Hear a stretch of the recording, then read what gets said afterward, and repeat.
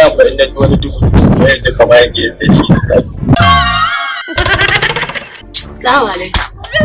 Da Allah mara gida tambaya na. An wani lafiya? Na zo ganin Efim.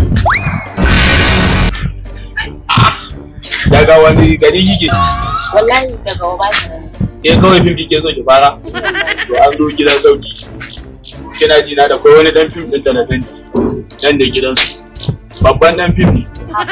Kin san Sharukan? Ina ne gani. Shi ya koya maka, shi ya fara sa Sharukan a fim. A lallu sani danja kowa da kowa mai gidan su. Duk mu shiga.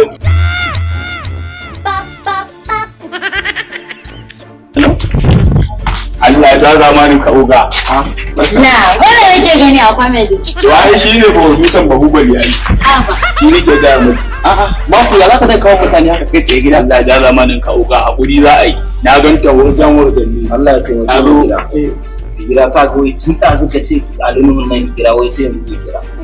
Gaba da shi da Allah ai ba zan kara. Hakurin ka yake gani shi yasa duk abin da yake faruwa yake ba. Uga ina zaune a waje sai ga ta wajen. A tambaye ta wai daga uwajen da take ta fim take zo. Ta zo neman yan fim gashi mu gida gashi Adam nan. Kai ai na cire shi a farin wata. Kasa cinwa a bashi. Wallahi wani sabon zan dan maja da zuwa sa. Daga ina kika ce? Ina ne kuma wajen? Police ne? Ke kin ke so ki? Amma kin san dole abin a farkon ba kai kage shi kuma ba ana yin azal ana yin audition ana sauran abubuwa kin gane? Tashi mu gani ko tashi mu gani ko ba.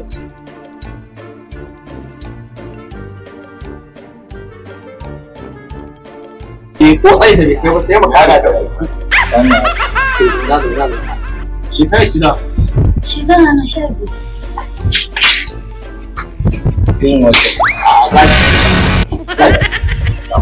kana ji ci gaban wannan kisar da su dan adam ne da su dan adam ne za a sata ci gaba ta yi kyau da na ta gani sannan kuma farin wata ci gaba ce ba ta ba cire umira ita na mutum ta zama tsari kuma ku shiga da ita ciki sai a fara wata in na je zan fara firamare za a shiga firamare ko ne ko a jira kafin da firamare da